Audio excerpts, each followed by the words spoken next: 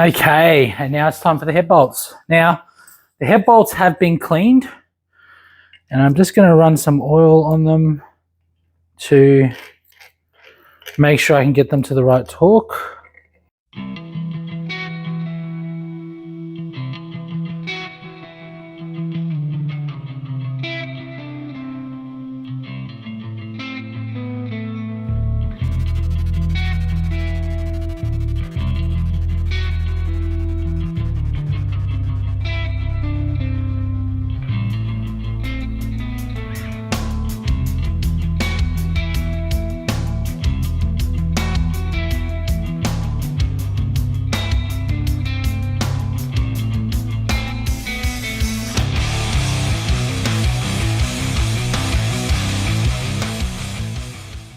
Okay, I've got my baby torque wrench out because first stage is only 20 Newton meters, which I can easily do with a small torque wrench with my man hands. So now we do it in the right sequence.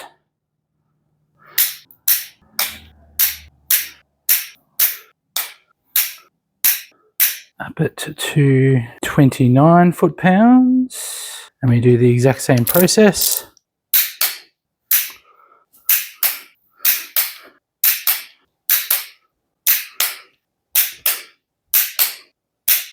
Okay, now we go up to 47 Newton meters.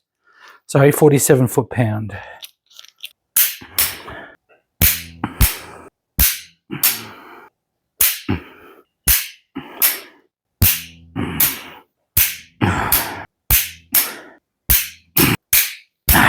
Okay, fantastic. And none of them turned from a righty-tighty to a lefty-loosey, which is all you can ask for.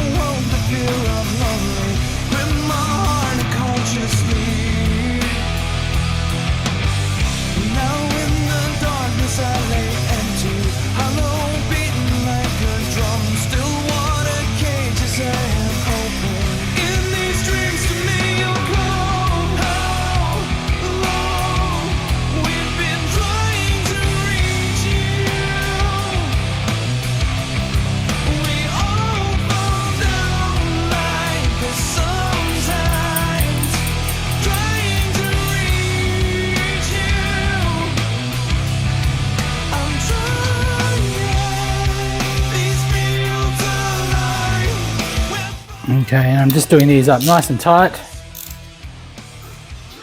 Yeah, I've never had problems with getting bolts to the right torque. I've had problems with snapping bolts. So, to be honest with you, it's always my concern, snapping bolts. That's what I'm always most cautious of. Probably because I've just got such big man hands. Hercules, Hercules. And that's another reason why all my stuff is 3/8. If I use 1/2 inch, I just snap bolts. I am strong enough to get every bolt on this entire car uptight with this 3/8 ratchet. So I don't own any 1/2 inch stuff except for the torque wrenches. Okay, we're going to give this a nice oiling all the way through.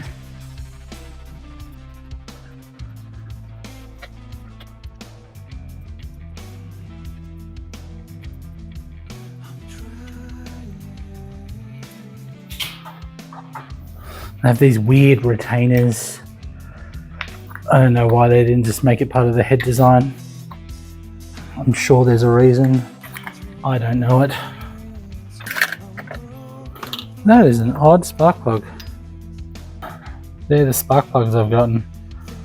That is odd, isn't it? I will have to investigate that.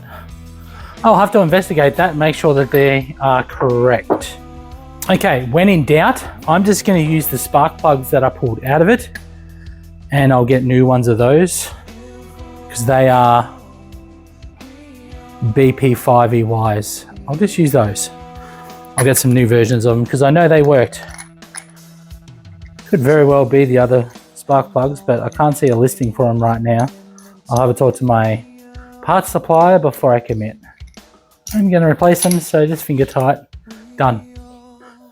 Okay, so we've got a nicely clean rocker cover here. Let's put the new gasket on it. Okay.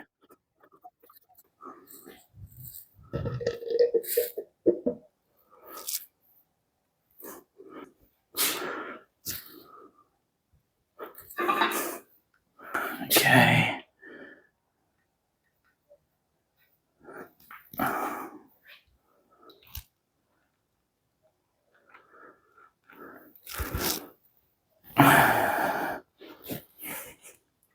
And it's starting to come together so nice.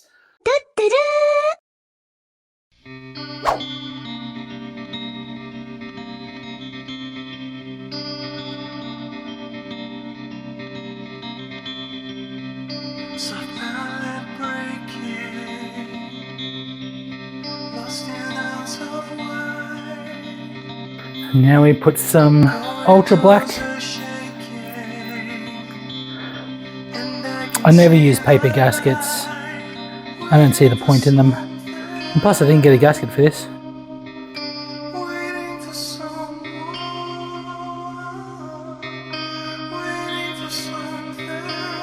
This is how I've always done it, and I've never had a leak. Touch wood.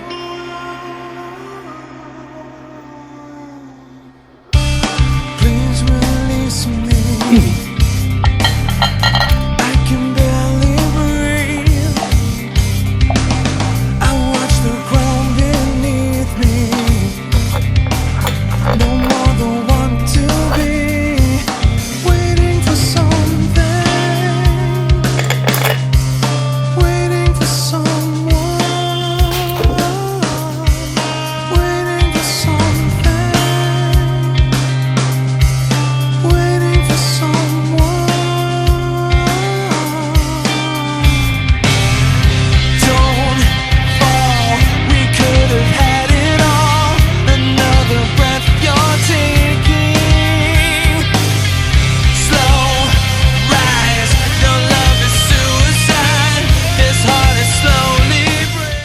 Now we'll let that cure up before we torque those bolts down. Next we're going to spin the head over like so, and we're going to put the sump on.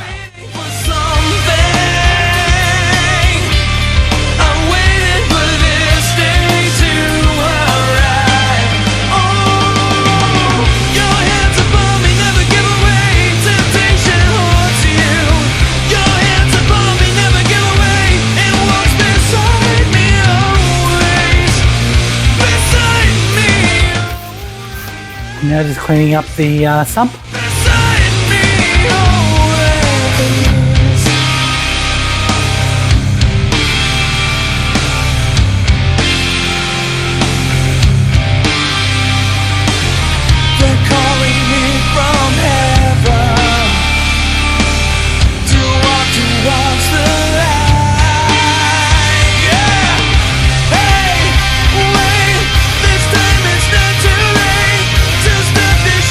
From sea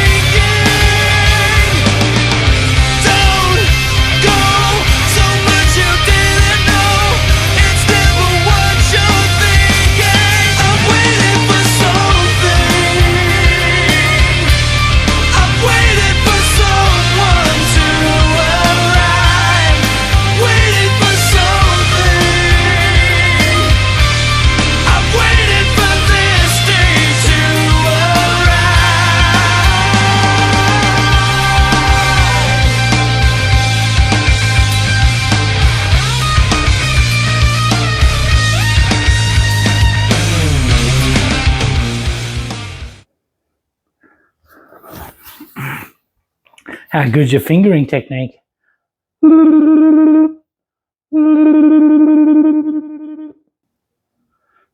Okay. Okay. Now what I'm going to do, so I'm going to put the sump on. Sump is nice and cleaned.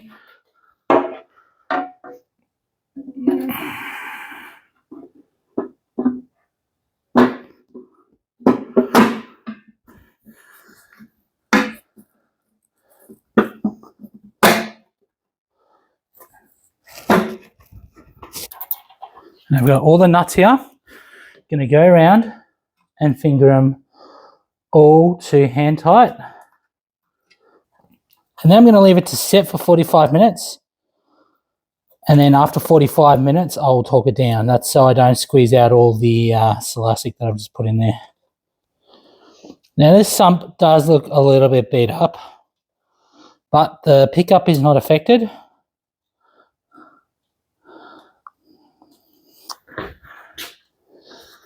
And I'm going to clean it up once it's bolted down, and I'll run some engine enamel over it just to clean off this surface rust and clean that up. And now we can dip these up.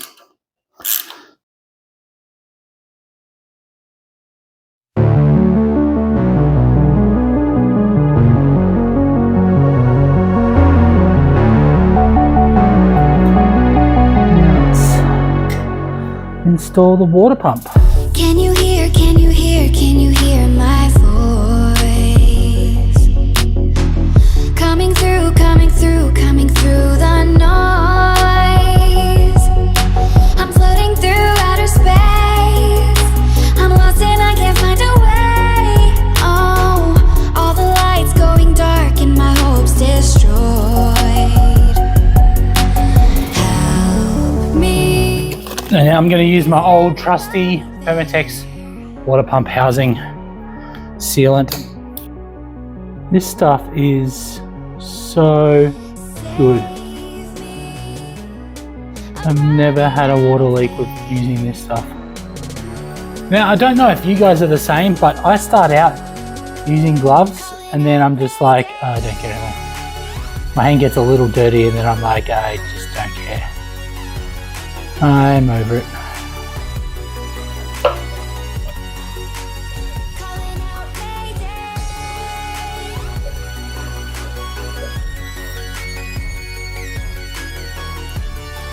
And again, we're just going to do it up so it touches the silastic and starts making contact, like so. And then we wait 45 minutes. Since I've seen